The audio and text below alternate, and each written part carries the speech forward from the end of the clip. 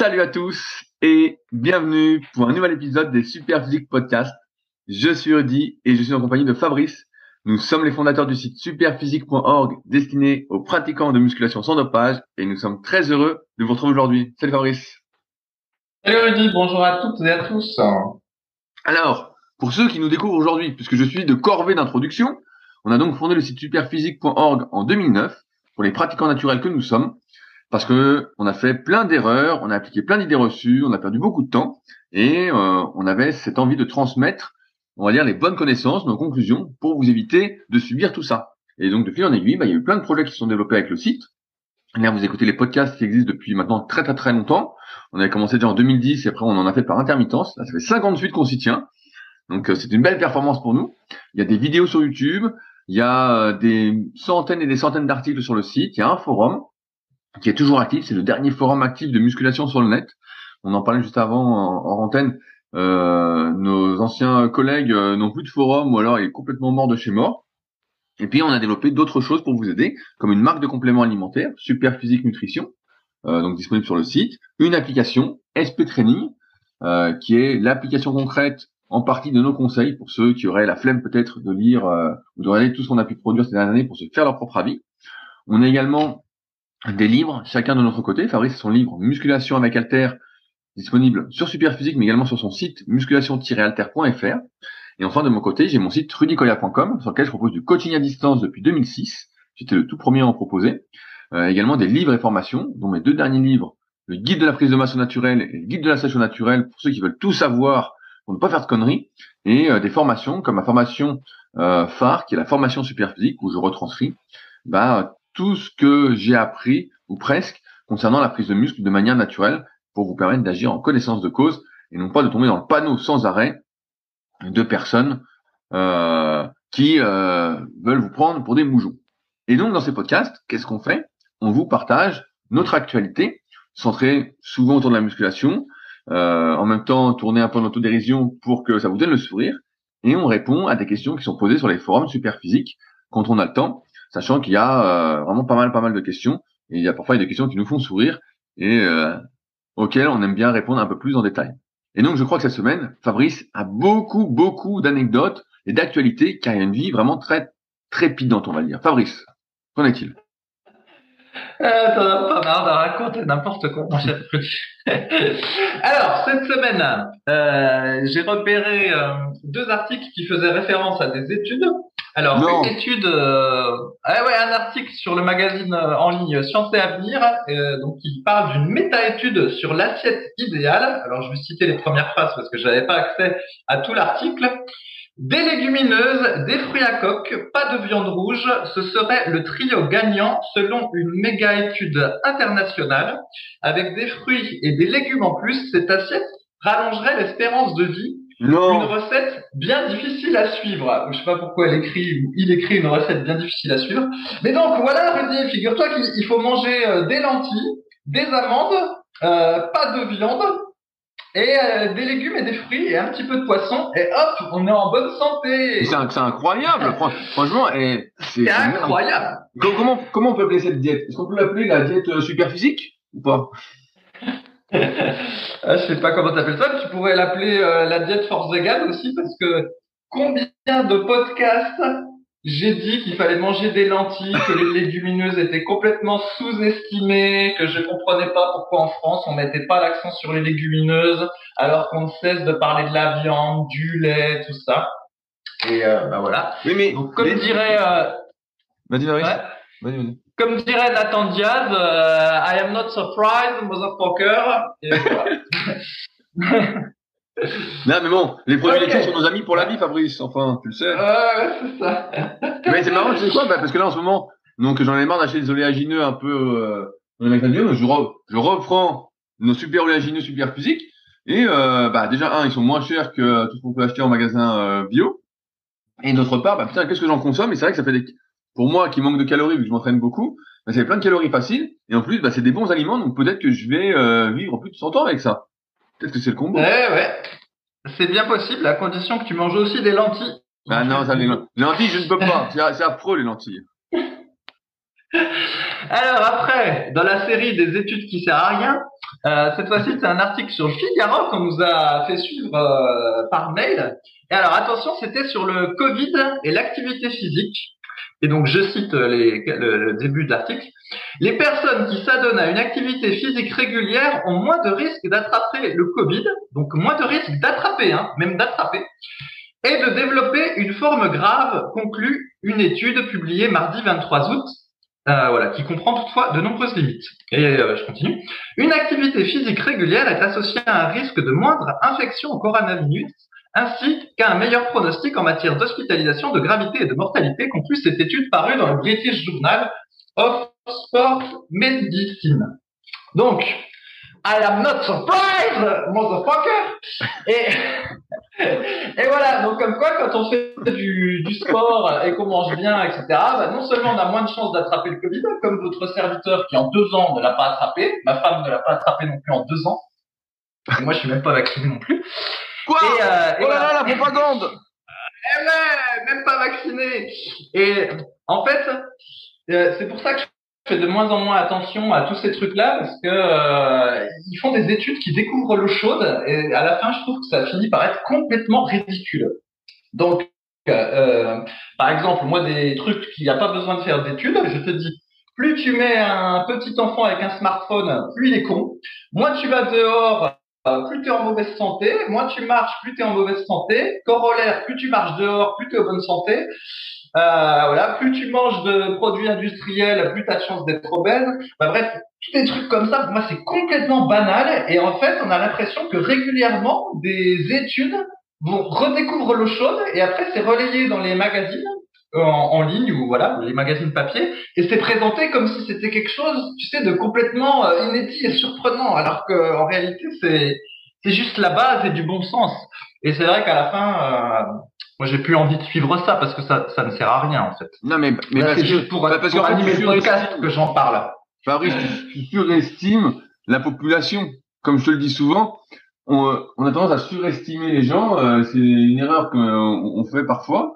Et c'est tout. En fait, pour beaucoup de gens, ils vont dire, ah ouais, putain, faut pas manger de la viande rouge. Ah bah, je savais pas. Même si on en entend parler partout. Ils disent, ah, je savais des légumineuses. Ah ouais, putain, bah, je savais pas. Ou comme là, faire du sport. Ah ouais, ça c'est... Mais même si les gens le savent, ils le font pas spécialement. Je donne toujours l'exemple de ma mère, mais ma mère, tu lui dis tout ça, oui, mais c'est pas pour ça qu'elle va faire du sport et bouffer des lentilles, hein. Elle va bouffer des quiches Lorraine, des saloperies, quoi. ça va rien changer. Elle va bouffer la quiche Lorraine, elle va regarder une série, puis alors le Covid, elle sera rincée, et elle comprendra pas, elle dira, je comprends pas, je suis vacciné 18 fois. Voilà. Ok, allez, passons au truc suivant. On se laisse pas tirer vers le bas par... Bah oui, je vois que tu veux nous faire la peau. Il veut nous faire la peau, le petit. Putain. Il va pas vers le haut. De la perte de temps, toutes ces choses-là. Alors, plus intéressant. La dernière fois, j'avais publié des vidéos sur le YouTube Team Superphysique, là où je faisais quelques marches d'animaux sur la plage, et il y avait quelqu'un qui s'était gossé en disant, oh là là, moi si je fais ça à la plage, on va me prendre pour un fou. Et j'avais dit, mais non, au contraire, tu dois faire preuve d'exemplarité. Et la dernière fois que j'étais à la plage en faisant des petites marches d'animaux, ma femme m'a dit, parce que moi je vois pas, tu vois pas bien autour de toi en fait, vu que tu es toujours dans des positions où tu as la tête en bas ou en haut, tu vois pas vraiment ce qui se passe autour de toi. Et elle m'a dit que bon déjà les gens passent et ils ont l'air fort intrigués, mais peu importe. Mais autour de moi, il y avait des surfeurs et qui se sont mis, quand je suis passé à la phase où je faisais des espèces d'étirements actifs au sol en me déplaçant, et eux-mêmes se sont mis à faire des étirements. Alors, est-ce qu'ils auraient fait les étirements de toute façon, ou alors est-ce que le fait de me voir faire des étirements à la plage et de me ficher pas mal de ce qui pouvait se passer autour de moi, ça les a désinhibés puis s'y sont mis aussi? Toujours est-il que, en réalité, on était 3 à faire des étirements actifs sur la plage, alors qu'au début, j'étais que tout seul à le faire. Ce qui peut-être est bien la preuve que y a une espèce de phénomène d'exemplarité et que quand on fait des choses bien, les autres autour de nous peuvent se mettre à faire des choses bien. Mais bien sûr, voilà. Évidemment. Heureusement que l'exemplarité convainc quand même des personnes intelligentes. Sinon. Et alors, dans le même esprit, du coup, je me renseignais toujours un petit peu sur ces histoires de marche d'animaux et j'ai remarqué qu'une bonne technique pour se renseigner, souvent, c'est de regarder les premières vidéos YouTube que va faire quelqu'un d'important sur le sujet. Et en l'occurrence, donc Ido Portal, qui est fort connu sur le truc, on peut retrouver des vidéos qu'il a faites là il y a 8-10 ans, voire 12 ans, quand il débutait sur YouTube et puis qu'il explorait un peu le concept. Et on le voit à un moment donné, il fait une vidéo sur la plage, lui aussi, où il marche voilà, de manière un petit peu bizarre. Il y a plein de gens autour et il n'a pas l'air gêné de faire son truc, il fait son truc et puis basta. Puis maintenant, on voit où il en est arrivé. Donc tout ça pour dire que quand on a le spirit, on se fiche pas mal de ce que peuvent penser les autres et on fait son truc là où on doit le faire, mon cher Rudy. Bah bien sûr, bien sûr. Non mais ça j'en doute pas un instant, mais c'est juste que moi je mets plus à la place des gens entre guillemets que je vois et qui me parlent. C'est pas facile psychologiquement pour beaucoup, donc c'est pour ça qu'on en parle. Ouais. Alors après, toujours, je continue mon exploration sur les exercices au poids de corps et le comment dire le fait que ce soit pas vraiment corrélé à la masse musculaire et à l'entraînement de musculation. Et donc il y a un cas que je considère un cas d'école que tu connaîtras peut-être, c'est on va dire l'égérie du site Va Fitness. Donc je crois que c'est un Norvégien le type ou quelqu'un des pays scandinaves qui s'appelle Eero Westerberg et donc il est assez populaire sur YouTube parce qu'il a publié des tas de vidéos depuis de nombreuses années. Et en fait, ce qui est intéressant, c'est de voir l'évolution de son physique à ce jeune homme-là. Et donc au début, donc je sais pas, il y a peut-être 6-8 ans, il publie des vidéos sur YouTube où il est déjà très mobile et où il fait beaucoup de muscu, barre haltère, classique, tout ça. Et le type est assez balèze. Il est sec et balèze. On va dire, allez, il est balèze comme toi, mais en plus, il est déjà très mobile parce qu'il fait beaucoup de marches. Bah, comme moi aussi, hyper mobile. Voilà. Et au fil du temps, il abandonne la pratique musculation avec barre haltère parce qu'il trouve que ça lui fait mal partout, en fait, qu'il a souvent les épaules qui tirent, tout ça, que à force d'aller chercher la performance, au final, bah, il a mal en permanence. Et du coup, bah, il se dit, est-ce que je me trompe pas dans ma pratique? Et puis petit à petit, donc, il évolue vers voilà énormément de mouvements au poids de corps et beaucoup de mouvements de mobilité active où il se déplace. Et au fur et à mesure, effectivement, de ces vidéos, il fait des trucs de fou au sol. Ça ressemble un peu presque à de la, tu vois, c'est un peu genre de la gymnastique rythmique, mais en version marche d'animaux. On va appeler ça comme ça. Et donc, quand tu regardes, c'est assez spectaculaire, c'est très joli. Tu te dis, oh là là, comment il fait ça, quel athlète, tout ça. Sauf que le type est de plus en plus mince au fil du temps. Et en fait, je disais à ma femme, je disais, putain, regarde ce qu'il fait, le type, c'est incroyable. Mais par contre, ben, en 6 ans, il n'a fait que maigrir. Et du coup, elle dit, mais à quoi ça sert de pouvoir faire tout ça si t'as plus de muscles? Ben, je dis, bah oui, mais c'est ça. Et ah bon, alors le type, comme il est très sec, ça va encore, tu vois, il a bon aspect, voilà, il est sec et puis du coup ça lui donne un aspect un petit peu musclé. Mais un œil attentif comme nous, on voit bien que le type il a fondu, tu vois. En gros, il met un t-shirt. Comment ils appellent ça, coupe lâche, coupe loose. Le mec, je sais pas qu'il fait de la muscu, quoi. Je sais pas qu'il fait du sport. Ouais, oui, tu vois, il met un t-shirt manche longue, large, tu vois plus rien. Tu te dis même, bien, faudrait qu'il mange un petit peu. Faudrait qu'il mange de la viande rouge. Beaucoup de viande rouge. Voilà, c'est ça. Et donc tout ça pour dire que c'est... Et alors, attends, je finis là-dessus. Ce que j'ai remarqué aussi, c'est que encore lui, il conserve une certaine base musculaire. Et donc ce que j'ai remarqué, c'est que ceux qui avaient commencé en muscu barre et haltère, puis qu'après qui allaient vers une pratique voilà plus tournée vers la mobilité, les exercices au poids de corps et tout ça, ils perdaient du muscle par rapport à barre muscu, mais ils conservaient une base musculaire. Mais il y en a qui commencent dès le début par des exercices de, je sais pas, mobilité active, trucs de poids de corps, tu vois, et qui font vraiment des trucs très impressionnants et qui parfois sont même pas musclés du tout. Bah bien c'est ça qui est incroyable. Bah non, mais c'est ça qui est dingue, parce que tu te dis quand même qu'on peut faire des trucs vraiment durs avec son corps, hein, des choses que nous on n'arrive pas à faire. Et musculairement, franchement, tu vois rien. Fabrice, c'est une méga étude que tu nous as fait là. Tu redécouvres l'eau chaude, toi. Le mec, on Non, découvre pas le tout à fait, parce que putain. non, je redécoupe parce que si tu te souviens, dans le temps, on avait effectivement remarqué qu'on pouvait être très fort en force athlétique et en haltérophilie sans être vraiment musclé. Voilà, parce qu'on avait Voilà. optimisé le Mais bon, système les gars étaient nerveux, quand tout même ça. musclés. Les gars étaient quand même Mais musclés.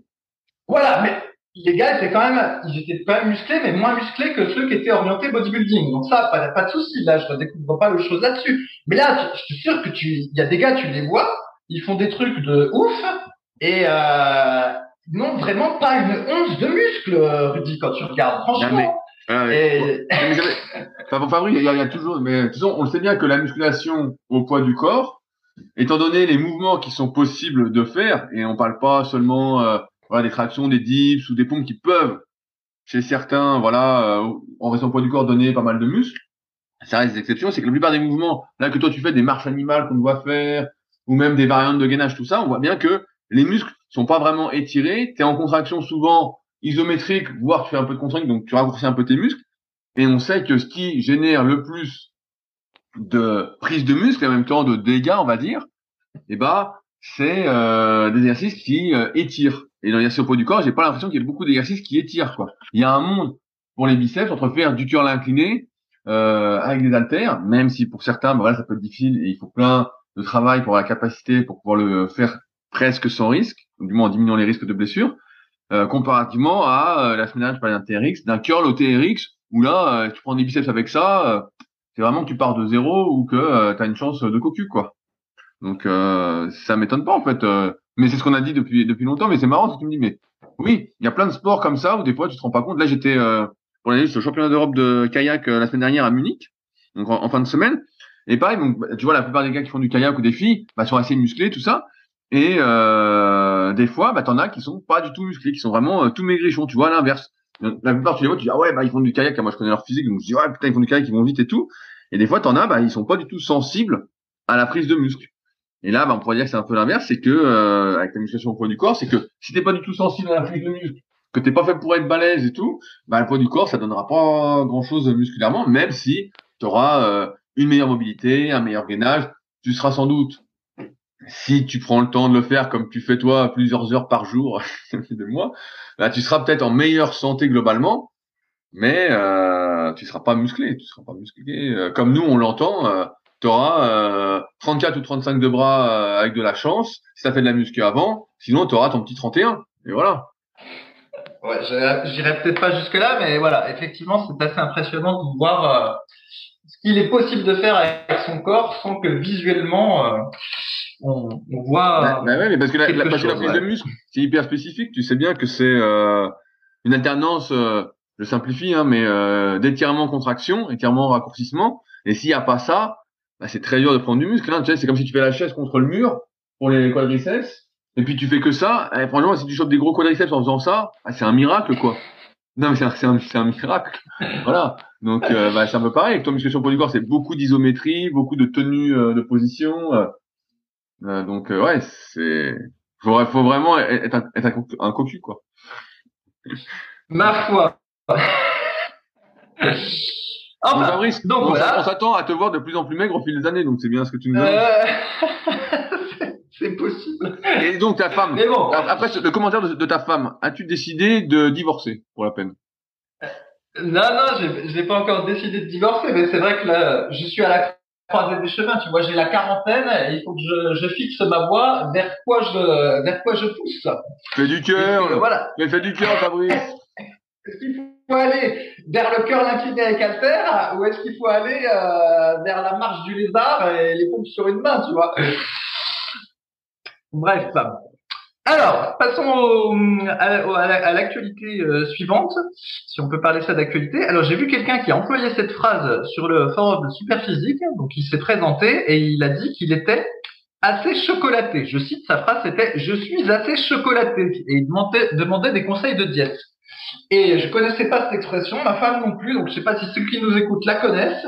Toi, à ton avis, Rudy, ça veut dire quoi? Je suis assez chocolaté. Alors, est-ce que ça veut dire qu'il a des tablettes de chocolat? attends, on va faire plusieurs réponses.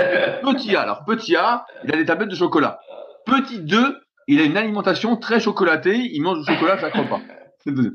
3, il a un physique de tablette de chocolat, Autrement dit, il est tout gras, il est plein de sucre et de gras.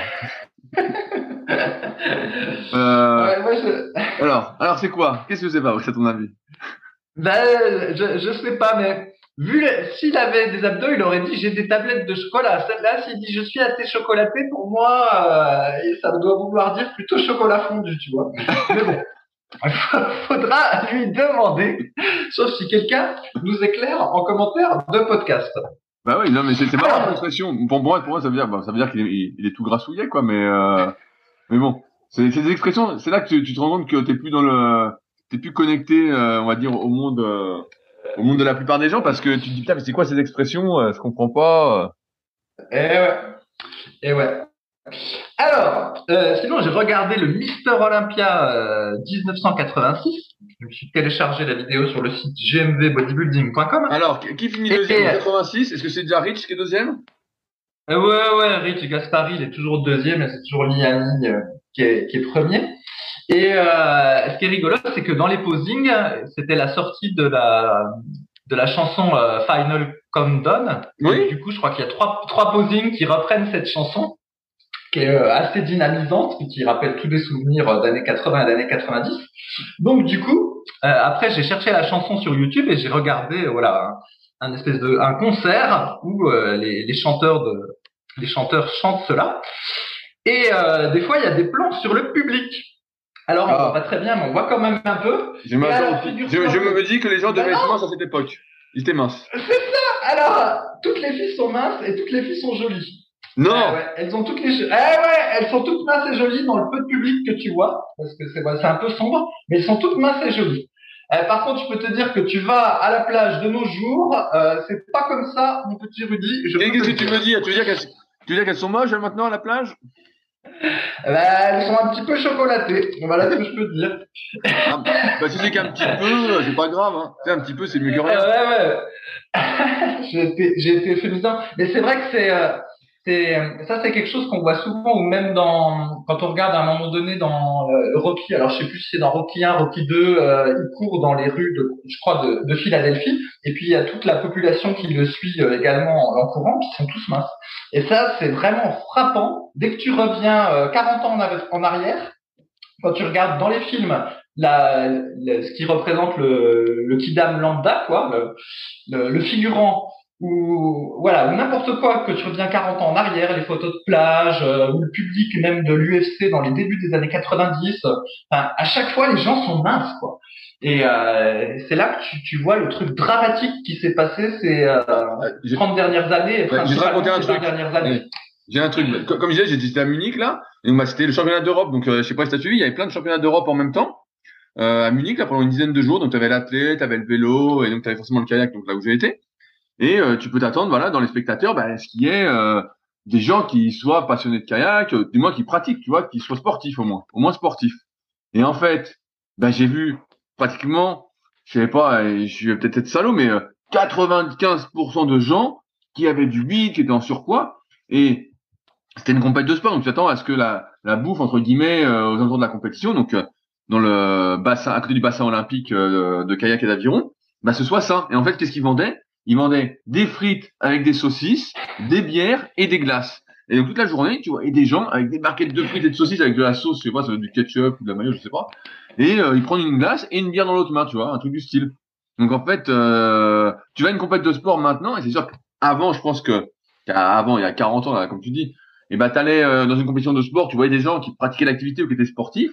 Là, plus du tout. Là, tu vois plein de gens, si c'est pas les coachs ou les athlètes, ou des gens qui sortent un petit peu, ce qui devient une minorité, t'as plein de gens en surpoids qui mangent n'importe quoi, ils continuent de manger n'importe quoi, et donc c'est l'escalade de toute façon. C'est l'escalade parce qu'ils veulent pas manger tes lentilles, Fabrice. Donc, ils préfèrent bouffer des bonnes saucisses avec des frites et une bière dans l'autre main. Donc, ma foi. C'est comme à l'UFC. Quand tu regardes l'UFC, que tu vois le public, à part le premier et le deuxième rang qui sont les compétiteurs, le reste, tu te dis putain. Je sais pas pourquoi ils sont là, ils sont jamais battus de leur vie. En même temps, quand tu vois les sponsors de l'UFC qui sont des marques de bière à chaque fois. Bah oui. Mais oui. Mais cela dit, c'est ce que je dis, les débuts de l'UFC dans les années 95, où les salles sont toutes petites, hein, donc tu vois bien les gens dans le public, c'est pas le même public qu'aujourd'hui en fait. Bien sûr. Ils sont beaucoup plus minces. Déjà parce que je pense que c'était beaucoup de pratiquants déjà de sport de combat et puis simplement c'était il y a 25 ans en arrière et en 25 ans la population a beaucoup grossi aux États-Unis. Bien sûr, en France, vu qu'on oui, suit regarde, les États-Unis. j'ai encore une blague. Encore une blague. J'ai vu une de mes anciennes élèves là il y a quelques jours là que j'avais en BPGEPS. Et donc bah c'était une des filles, une de mes élèves les plus sérieuses en cours là. Ils étaient dans cette promo 4 ou 5 à être bien sérieux. Les autres c'était vraiment des croûtes quoi. Et donc il y en avait un qui était justement une croûte. Et le gars pendant le cours, à chaque fois que j'y allais, mais le mec il faisait ça tous les jours. Il prenait donc des céréales hyper sucrées à la pause de 10h30 ou un truc du style. Donc je sais pas des merdes.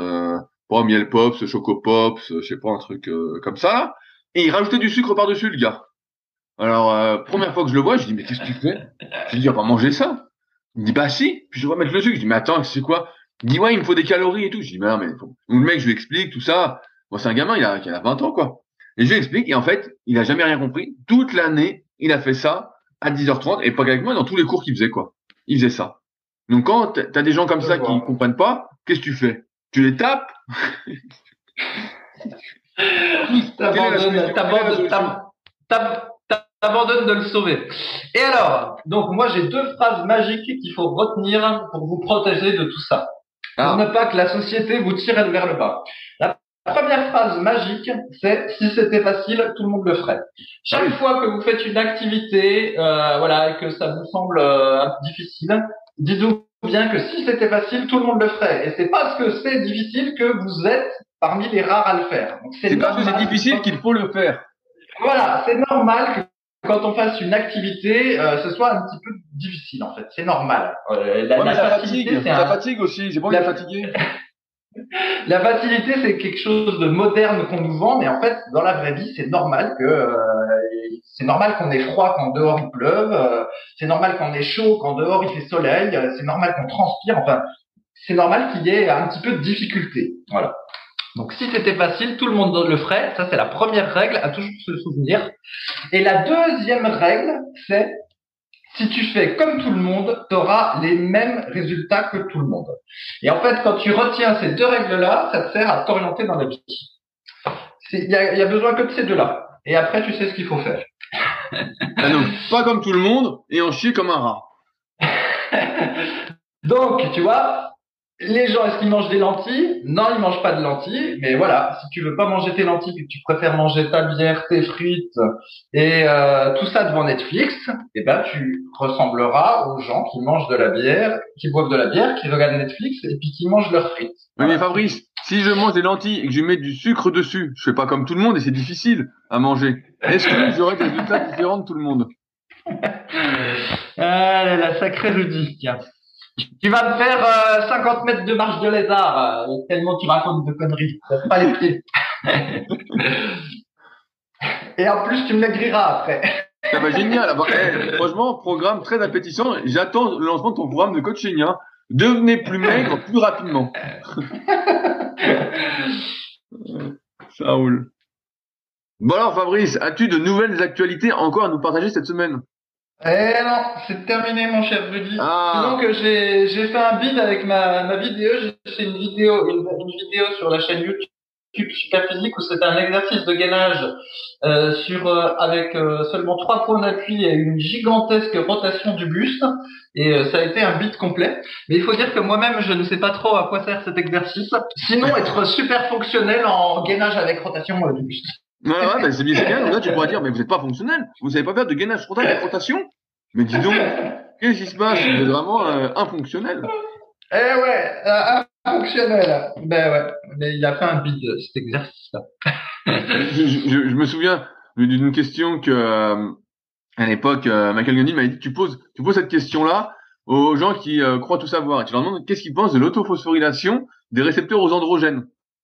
Et donc, tu poses la question, donc j'avais avoir 16-17 ans, il dit, quand un gars il fait style qui sait, tu lui poses la question. Et donc, on posait la question comme ça, des fois je posais la question, et c'est un peu comme ton gainage, quoi. C'est le truc, en fait, qui n'a fait pas penser le schmilblick, quoi. Même si le gars connaît ça ne change rien, parce que l'application pratique derrière, il y en a pas. Il y en a pas plus que ce qu'on fait déjà. C'est pareil avec ton truc, c'est, quoi, vous faites pas de gainage frontal avec rotation? Bah non, vous savez rien faire, alors. Mais c'est pour être fonctionnel dans la fonctionnalité, Rudy. Voilà, voilà. J'avais oublié cette phrase à la con. Alors, Allez. j'ai sélectionné quelques questions. Il y en a deux que j'aimerais traiter, donc j'espère qu'on aura le temps. Alors la première, c'est de Bengenou, Fabrice. Tu te souviens de Bengenou, notre handicapé des genoux, Oui, oui, je me souviens, ouais. qui est ton pseudo sur les forums, ton pseudo caché pour poser tes questions. Alors, qui dit, que pensez-vous des gens qui font vroom vroom à la salle? Un phénomène que je vois de plus en plus fréquemment. Élévation frontale avec un disque, et une fois qu'ils sont en haut, ils font une rotation à gauche, une rotation à droite. Les types font-ils de l'entraînement fonctionnel pour améliorer leur drift sur circuit? Est-ce l'exercice ultime pour canoniser son avant d'épaule? Personnellement, j'ai toujours rêvé d'avoir de saintes épaules, donc si vous pouvez nous illuminer, merci. Fabrice, est-ce qu'on fait vroom vroom avec le disque alors pour, Ouais, ouais, en tout cas. Est-ce que t'as une direction assistée toi déjà? Moi, j'ai pas de direction assistée sur ma voiture, elle est très ancienne, mais c'est vrai que il a beaucoup d'humour et peut-être que les gens font ça pour être fonctionnels quand ils conduisent leur voiture. Alors, je vais te laisser la parole, mais effectivement, moi aussi j'ai remarqué que cet exercice-là avait eu une certaine popularité, un peu comme celui qui consiste à faire des espèces d'élévation frontale en supination, avec l'espoir de prendre du haut de pec. Et donc, du coup, je sais pas si cet exercice-là qu'il cite, si c'est parce qu'il y a eu une vidéo sur YouTube qui a dit que ça faisait prendre du haut de pec, ou sinon, ou si c'est l'exercice ultime pour les épaules. Je vais te laisser répondre, mon cher Rudy.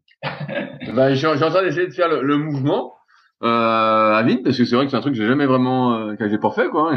Franchement, je comprends pas trop le truc. En fait, ce que j'aime pas dans ces exercices un peu qui ont plusieurs objectifs, c'est ça qui m'ennuie. Moi, j'aime bien les exercices qui ont un seul objectif. Donc, par exemple, si je fais des actions frontales, ce que je veux faire, c'est prendre de l'avant d'épaule. Si je veux prendre du haut des pecs, je peux faire du lopé incliné si je suis fait pour les pecs. Voilà, je vais prendre un exercice à chaque fois pour cibler ce que je veux développer. Là, on a un exercice qui est censé faire prendre deux choses, donc de l'avant d'épaule et du haut de pec. Et pour moi, la résistance quand tu tournes, au début, t'en as un petit peu, mais quand t'as bien tourné, en fait, il y a plus de résistance pour le haut de pec, en fait. Donc, je comprends bien que tu tournes. Chacun peut faire le mouvement devant lui. Il a les bras devant lui en prise neutre. Et puis, il fait comme s'il tournait le volant. Il voit bien que son haut de pec se contracte un peu plus. Mais sauf qu'il faudrait que la résistance soit constante et vienne, j'ai envie de dire, entre en bas et latéralement, quoi. Et donc, là, pour le haut de pec, c'est quand même un exercice. Je vois pas comment on va prendre du haut de pec. On en revient à ce qu'on disait tout à l'heure. C'est un exercice où il y a déjà, il y a zéro étirement du haut de pec. Deux, le raccourcissement avec de la résistance, l'amplitude est hyper courte, il y a rien quoi. On fait ça, je vois. Allez, si t'as 3 cm d'amplitude, c'est bien. Donc finalement, et t'as un peu d'isométrie si t'es pas prédominant pour les épaules. C'est ta morphoanatomie, tome 1 et 2 de la méthode superphysique, pour aller un peu plus loin.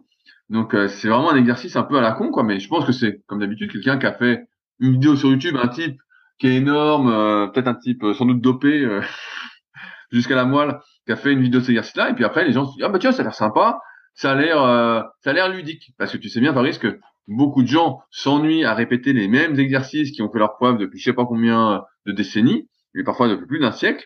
Et donc, ils aiment bien le changement. Et donc là, ils disent, tiens, un nouvel exercice, génial, je vais le tester, ça a l'air cool.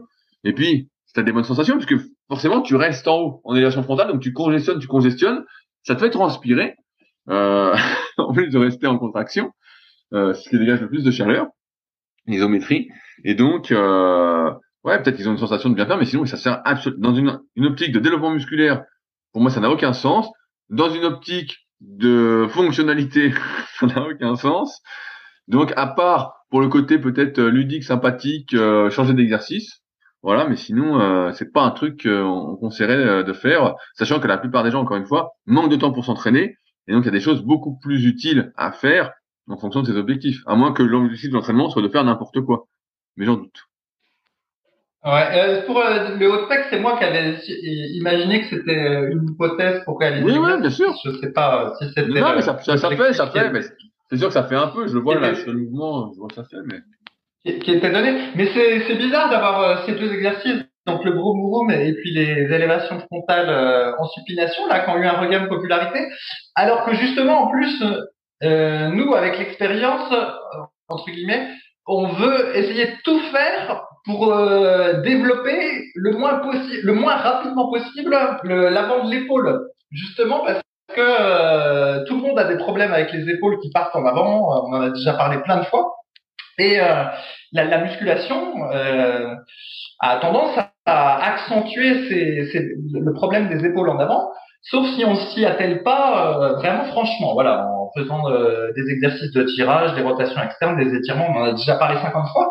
Et donc tous ces exercices-là, le vroom vroom et les élévations frontales, en fait, font empirer les choses. Alors que justement, nous, on veut éviter de trop travailler cet avant de l'épaule. Donc c'est un petit peu étrange, c'est contraire, ça va dans le sens contraire de ce qu'il faudrait faire. En fait, à la limite, s'il devait y avoir des exercices à la con sur YouTube, ce devrait plutôt être des exercices à la con pour l'arrière d'épaule. C'était là qu'on voudrait avoir plein d'exercices à la con pour y passer plus de temps. Et surtout pas sur le devant. Mais non, parce qu'on veut être bien de face, Fabrice. On veut être bien quand on regarde dans la glace, quand les autres nous voient de face. Tu comprends pas. On veut le look du mec qui a abusé du bench. Ouais, c'est ça, mais d'ailleurs, c'est ce que je remarquais aussi sur la plage, indépendamment de la musculation ou pas, c'est le nombre de personnes maintenant qui ont le cou de tortue et les épaules en avant, y compris chez les jeunes, voire même a fortiori chez les jeunes, c'est juste hallucinant, quoi. C'est un truc de ouf, hein, maintenant. Le nombre de tortues. Et donc, du coup, quand tu vas les voir, et tu leur demandes si c'est des tortues ninja. Et du coup, c'est Tortue Ninja. Ouais, c'est Tortue Ninja, mais sans le côté ninja. Ah, ils mangent que des pizzas. Il faut que manger des pizzas. Ils mangent que des pizzas, puis dans le coup tortue. Voilà, c'est Tortue Ninja, mais sans le côté ninja. Et c'est vrai que du coup, quand ces gens-là se mettent à la musculation, en fait, la priorité déjà, c'est de remettre les épaules en arrière et d'enlever la cyphose au niveau du cou. Ah non, mais moi je suis pressé. Hop. Moi je suis pressé, je veux des pecs et des bras. Il devrait y avoir une espèce de priorisation quoi sur les exercices pour aider à ça et sous-prioriser les exercices qui justement vont renforcer cette histoire d'épaule en avant. Et c'est vrai que c'est pas vraiment ce qu'on voit dans les salles, pour que ça fasse un petit moment maintenant que j'y suis allé. Mais voilà, ouais. Bon, une autre question, mon cher Rudy? Bien sûr. On voit que c'est la fin des Tortues Ninja qui ont bercé toute notre enfance et adolescence, qui étaient de véritables modèles pour nous. Et maintenant, il n'y a plus que des tortues, quoi. Donc, voilà. C'est tortue. Ils ont gardé que le coup puis la pizza. Voilà, donc Michelangelo a mal transmis ses gènes, quoi. Voilà. Alors, il y a une question de Scart. Je la prends parce que, en fait, je la reçois de plus en plus en message privé, du moins par email, qui nous dit: j'aurais une question concernant l'exécution du développé décliné à la barre. Dans le descriptif de l'exercice sur l'application SP Training, il est écrit que les pieds doivent être bien calés au sol. C'est de cette façon que j'ai toujours effectué l'exercice. Dernièrement, je ressens comme une pression au niveau lombaire lorsque je me relève du banc à la fin de ma série. Et j'ai l'impression d'être un peu plus cambré que d'habitude. Peut-être je perds en souplesse. Pas de réelle douleur pour l'instant, mais je repère anticipé. Sur mon banc, j'ai la possibilité d'incliner l'assise pour être dans la prolongation, mais en inclinant l'assise, mes pieds ne toucheront plus le sol et je devrais les coincer sous les boudins pour ne pas glisser. Dans cette position, mon dos est moins cambré et je ressens moins de pression après la série. Est-ce une exécution également possible de l'exercice avec les pieds coincés qui ne touchent pas le sol? Au niveau avantage-inconvénient, je dirais que je peux protéger un peu plus mon dos, mais en contrepartie, j'ai moins de force. La série m'a paru plus difficile, à moins que ce ne soit qu'une question d'habitude. Fabrice, qu'est-ce que tu en penses? Qu'est-ce qui lui arrive, mon cher ami Scart, à ton avis? Non, bah, il a tout bien compris, et c'est aussi pour ça que moi je suis pas tant fan que ça du développé décliné. Alors c'est vrai que ces dernières années on en a beaucoup parlé parce que effectivement vu le manque de souplesse au niveau des pectoraux, des épaules, des jambes. Et vu la morphologie aussi de plein de pratiquants avec des avant-bras longs et puis voilà une cage thoracique très étroite, ça fait sens de faire du développé décliné plutôt que du développé couché, mais c'est vrai ça pose pas mal de problèmes au niveau de l'exécution du mouvement. Et un des problèmes, en effet, c'est qu'il est facile de trop cambrer le dos au développé décliné, soit parce que c'est structurant avec la manière dont on s'assied. Donc là, effectivement, tel qu'il décrit, si il décline son dossier et il garde l'assise horizontale et qu'il pose les pieds au sol, c'est évident qu'en fait, il va être hyper cambré. C'est mécanique en fait. Et du coup, dans cette position-là, il va être fort parce qu'il c'est comme s'il faisait un développé très très très décliné en fait, presque un peu comme s'il faisait des dips. Mais effectivement, le problème, c'est qu'à un moment donné, ça fait mal au dos. C'est normal en fait parce qu'on est trop cambré. Et voilà. Et donc du coup, ben, je suis un peu étonné que ce soit recommandé comme ça dans la fiche. Moi, c'est vrai qu'à un moment donné, j'avais testé puis je faisais ça parce que des fois, il y a des bancs où l'assise elle reste plate, des bancs merdiques de développer qu'on achète pour le gym, où l'assise elle bouge pas. Et donc du coup, tu es obligé de faire cette technique-là. Mais effectivement, moi, je pense qu'il faut mieux que l'assise soit dans le prolongement du dossier. Mais pour autant, si jamais il y a des boudins pour placer ses pieds, en général, les boudins, ils vont être en dessous. Et donc, on est quand même dans une position qui favorise la cambrure par rapport à si on faisait un développé couché avec les pieds posés sur le dessus du banc, par exemple. Et donc, voilà, moralité, à chaque fois pour le développé décliné, c'est vrai qu'il y a cette question de la cambrure, parce que naturellement, en fait, ça favorise une grosse cambrure. Et surtout qu'on est plus fort en plus comme ça. D'une part parce que quand on est décliné, eh ben, ça a tendance à réduire l'amplitude du mouvement, et puis en plus parce que ça permet de mieux mettre en jeu le bas des pectoraux, et donc du coup tout nous pousse à forcer la cambrure. Et je pense que ceux qui font du développé décliné doivent au contraire tout faire pour maintenir la cambrure, on va dire naturelle du corps, donc une légère cambrure, pas le dos complètement plat sur le banc. Mais il faut pas l'exagérer parce que sinon, effectivement, ça fait mal au bas du dos. C'est normal, en fait. Et oui. Alors. Que réponds-tu, toi, Rudy? Alors, je prends la main. En fait, ce qui se passe, c'est qu'a priori, Scart avant, il avait pas mal. Ça ne faisait pas archi cambré, tout allait bien. Et en fait, pour moi, oui, mais attends, excuse-moi, Rudy, mais ça veut rien dire parce que plus tu fais l'exercice, plus tu es lourd, et c'est normal. Ouais. Bon, Fabrice, le lecteur d'études à l'eau chaude.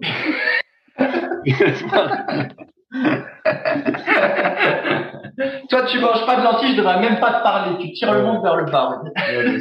Allez, je ne pas. Donc, ce que je veux dire, c'est que je vois de plus en plus de personnes, effectivement, en dehors du développé décliné, qui, progressivement, à force de faire de la muscu et de pas s'étirer régulièrement, de pas renforcer certains muscles, en fait, justement, ont mal au dos dès qu'elles mettent les pieds au sol sur du développé couché, de l'incliné, du décliné ou autre.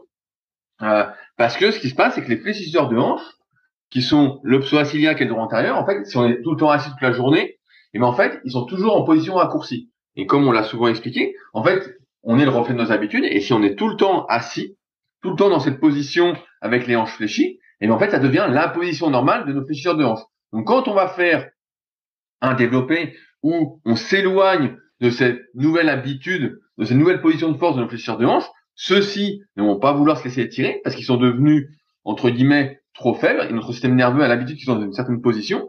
Et donc, on va avoir ce bas du dos qui va se cambrer de plus en plus et qui peut générer des douleurs parce qu'en fait, même si cambré, on est à notre cambrure, on va dire, physiologique, anatomique, et mais en fait, ce n'est plus notre cambrure physiologique, anatomique parce qu'on a perdu en capacité de mouvement, en capacité à cambrer le dos. Et donc, la moindre cambrure peut, si on a ces fléchisseurs de hanches qui deviennent de plus en plus faibles, de moins en moins souples, et ben en fait avoir de plus en plus mal au dos lorsqu'on a les pieds au sol, qu'on fait du développé couché, ou du décliné, ou de l'incliné.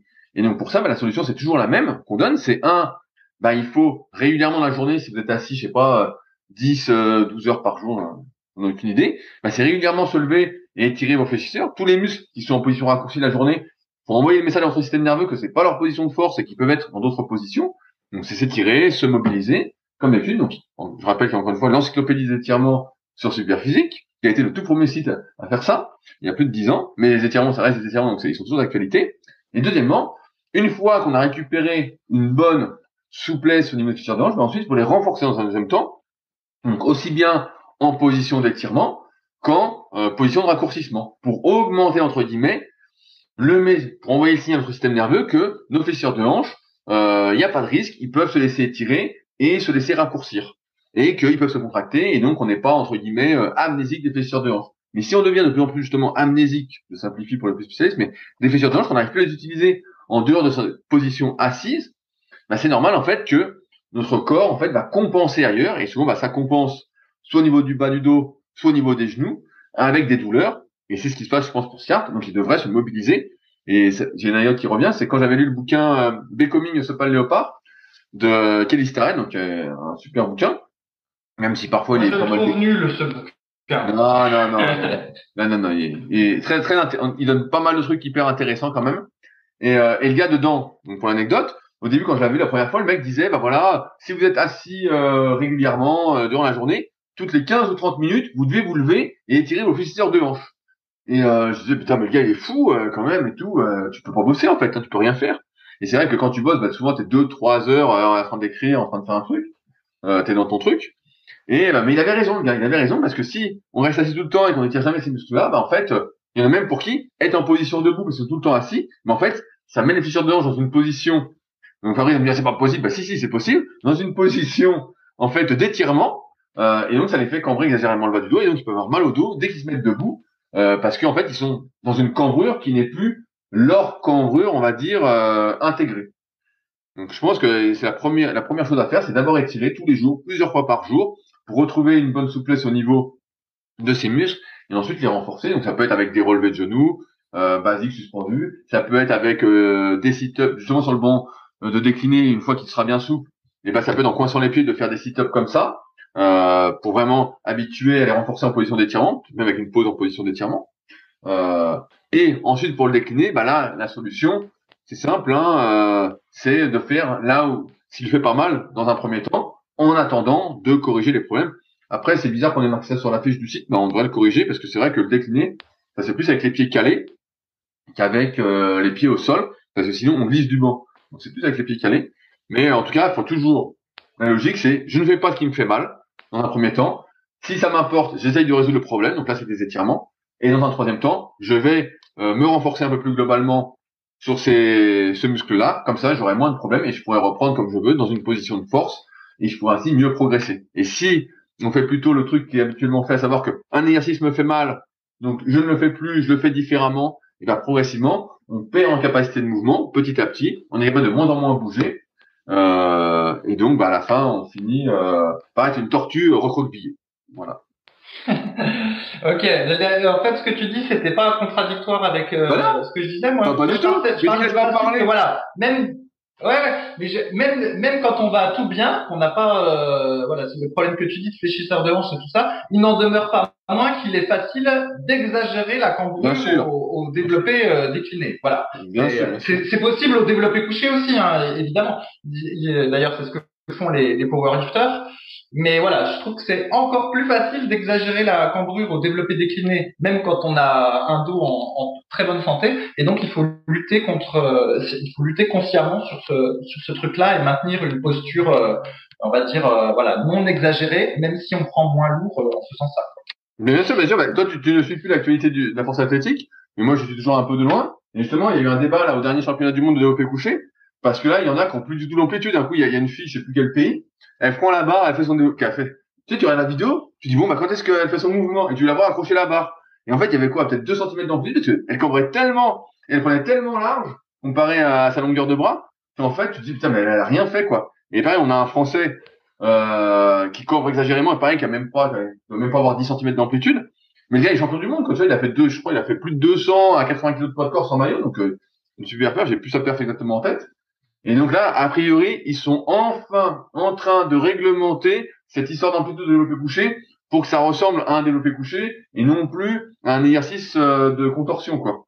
Mais je sais pas comment ils vont faire. Ça fait 30 ans qu'on le dit, quoi. Mais bon.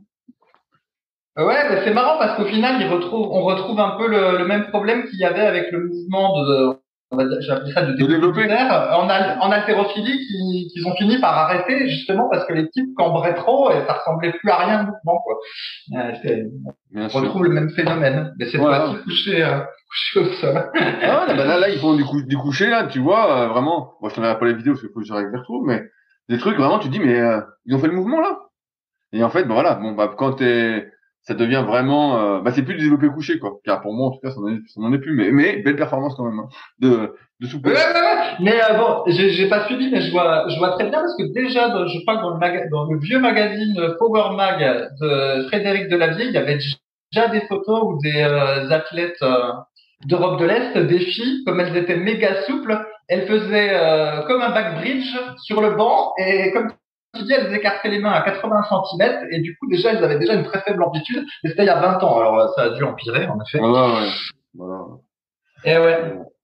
Et donc voilà, et on arrive au bout de cet épisode, Fabrice. On espère, comme d'habitude, que vous avez passé un agréable moment dans notre compagnie. Si vous avez des questions en rapport avec ce dont on a parlé, n'hésitez pas à les poser sur SoundCloud directement ou sur YouTube. Parce que les podcasts sont désormais disponibles également sur YouTube tous les dimanches, au lieu du vendredi sur les affections de podcast. On privilégie toujours nos fidèles auditeurs. Si vous avez des questions qui n'ont rien à voir avec l'épisode, vous pouvez les poser directement sur les forums Superphysique, www.superphysique.org puis forum, encore une fois, qui sont les derniers forums de muscu qui sont encore pas mal actifs. Et puis, nous, on se retrouve de toute façon la semaine prochaine pour un nouvel épisode dans la bonne humeur. Salut à tous.